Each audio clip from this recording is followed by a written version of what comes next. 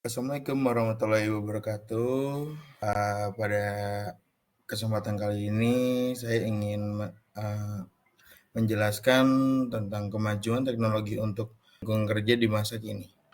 Pada presentasi kali ini ada 3, yaitu pendahuluan 2 jenis teknologi untuk mengoptimalkan efisiensi dan produktivitas di lingkungan kerja, dan juga optimalkan efisiensi dan produktivitas di lingkungan kerja. Ada pendahuluan menjelaskan bahwa kemajuan teknologi telah membawa dampak yang besar pada berbagai aspek termasuk di lingkungan kerja. Di masa teknologi menjadi salah satu faktor yang sangat penting dalam meningkatkan efisiensi dan produktivitas di tempat kerja. Teknologi telah memungkinkan perusahaan untuk tugas-tugas bisnis dengan lebih efisien, akurat, tenaga, dan biaya operasional. Teknologi memiliki dalam mengoptimalkan efisiensi dan produktivitas di lingkungan kerja. Beberapa peran teknologi dalam mengoptimalkan produktivitas di lingkungan kerja. Pertama, ada otomatisasi, yang dimana teknologi dapat membantu mengotomatisasi tugas-tugas yang biasanya memakan waktu, sumber daya manusia seperti pengolahan data, pengiriman email, dan pemrosesan transaksi. Dan ada integrasi. Teknologi juga membantu integrasi proses bisnis yang berbeda-beda, waktu dan biaya yang dapat diperlukan untuk berpindah dari satu sistem lainnya. Integrasi informasi data menghindari kesalahan manusia.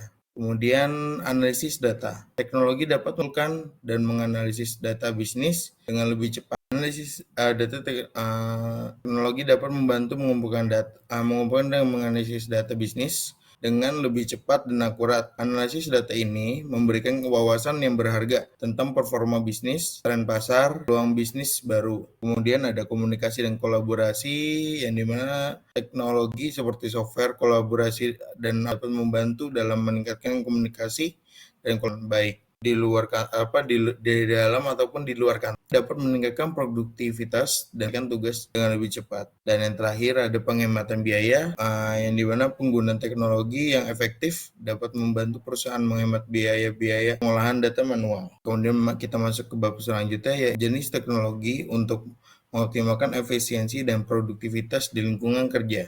Pada jenis teknologinya, di sini saya akan menjelaskan ada IoT dan juga cloud computing. IoT atau Internet of Things. IoT adalah jaringan perangkat-perangkat dan terhubung ke internet dan dapat berkomunikasi dengan satu sama lain. IoT juga memungkinkan perangkat-perangkat ini mengumpulkan dan bertukar data dan digunakan untuk mengoptimalkan proses bisnis dan meningkatkan pengalaman pengguna. Contohnya, IoT dapat digunakan untuk memantau suhu ruangan, kelembapan udara, kualitas udara di kantor. Dengan begitu, dengan manajemen melakukan tindakan yang tepat untuk menjaga kesehatan dan kenyamanan para karyawan. Kemudian, IoT ini merupakan teknologi yang terdiri dari perangkat terhubung internet yang saling berkomunikasi dan berbagi data tanpa interaksi manusia. Berikut beberapa jenis IoT yang sangat membantu dalam meningkatkan efisiensi di lingkungan kerja, yaitu yang pertama sensor. Apa sih itu sensor? Sensor adalah perangkat yang digunakan untuk mengumpulkan data tentang lingkungan atau objek tertentu. Dalam lingkungan kerja, sensor dapat digunakan untuk memantau kinerja mesin, kualitas udara, suhu, kelembaban, dan lain sebagainya.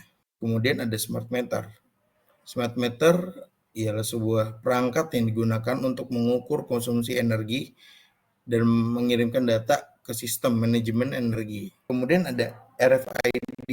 RFID ini adalah suatu teknologi yang digunakan untuk mengidentifikasi dengan melacak objek yang dilengkapi dengan tag RFID.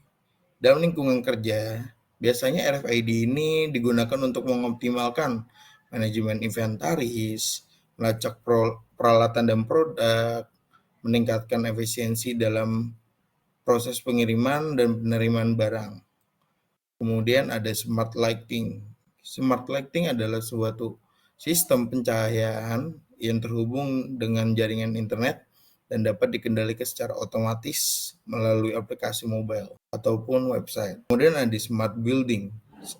Smart building adalah bangunan yang dilengkapi dengan teknologi IoT untuk mengoptimalkan manajemen energi, keamanan, dan juga kenyamanan. Kemudian ada AI. Apa sih itu AI? AI adalah teknologi yang memungkinkan komputer untuk melakukan tugas-tugas yang memerlukan kecerdasan manusia seperti pengenalan suara, pengolahan bahasa alami, dan pengambilan keputusan.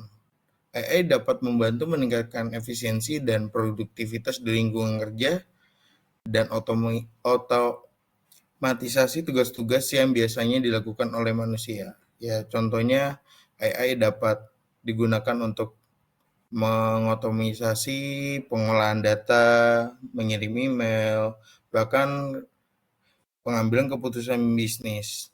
Dengan begitu, karyawan dapat lebih fokus pada tugas-tugas yang memerlukan keahlian khusus dan meningkatkan produktivitas secara keseluruhan. AI adalah teknologi yang mencakup pembuatan mesin cerdas yang dapat melakukan tugas-tugas seperti manusia.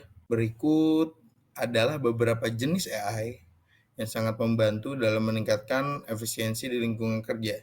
Yang pertama ada ML atau Machine Learning. Apa sih Machine Learning itu? Machine Learning adalah jenis AI yang memungkinkan mesin belajar dan memperbaiki kinerjanya tanpa adanya intervensi manusia.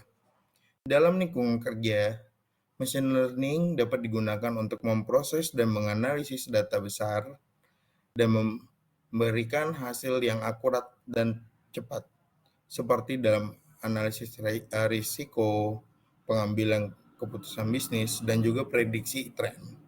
Kemudian ada robotik. Apa sih itu robotik? Robotik ialah sebuah jenis AI yang memungkinkan mesin untuk melakukan tugas fisik dan bergerak dalam lingkungan kerja. Robotik dapat digunakan untuk mempercepat dan meningkatkan efisiensi dalam proses produksi, seperti dalam industri, manufaktur, atau otomotif. Kemudian ada AI, ada Intelligent Personal Assistant. Apa sih Intelligent Personal Assistant itu? Intelligent Personal Assistant adalah suatu jenis AI yang berfungsi sebagai asisten pribadi dan dapat membantu manusia dalam menjalankan tugas-tugas tertentu, seperti mengatur jadwal, mengirim email, menyampaikan pesan.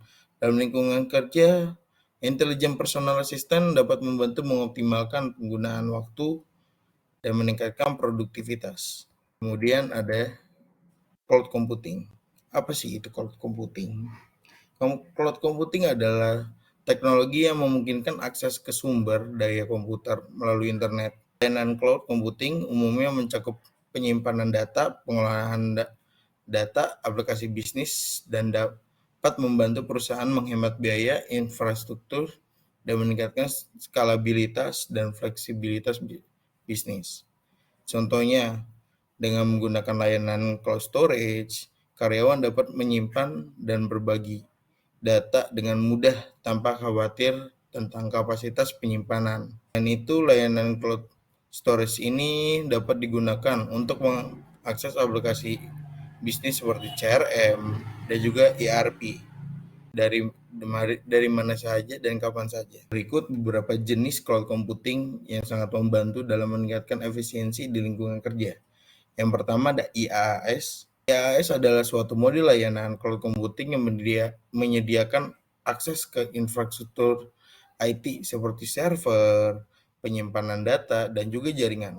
Melalui internet, dalam melakukan kerja, IaaS dapat digunakan untuk mempercepat pengembangan dan implementasi aplikasi, serta untuk meningkatkan skala dan keamanan infrastruktur IT. Kemudian ada PaaS atau Platform as a Service. PaaS adalah suatu model layanan cloud yang menyediakan platform pengembang dan peluncur aplikasi melalui internet. Dalam lingkungan kerja, PaaS biasanya digunakan untuk mengembangkan meluncurkan suatu aplikasi secara efisien dan cepat, serta meningkatkan kolaborasi antara tim pengembang. Kemudian ada SaaS, yaitu Software as a Service, yang dimana SaaS ini adalah suatu model layanan cloud yang menyediakan aplikasi dan layanan bisnis melalui internet.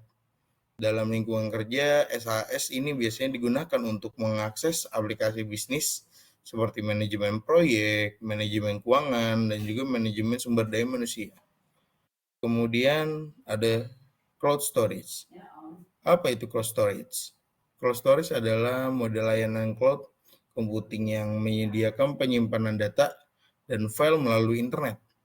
Dalam lingkungan kerja, biasanya cloud storage ini digunakan untuk menyimpan data dan memudahkan kolaborasi antar tim. Untuk contoh platform yang biasa digunakan seperti IaaS, PaaS, SaaS, dan cloud storage. Untuk IaaS ada AWS atau Amazon Web Service, Microsoft Azure, Google Cloud Platform. Untuk PaaS ada Heroku, Microsoft Azure, dan Google Apps Engine.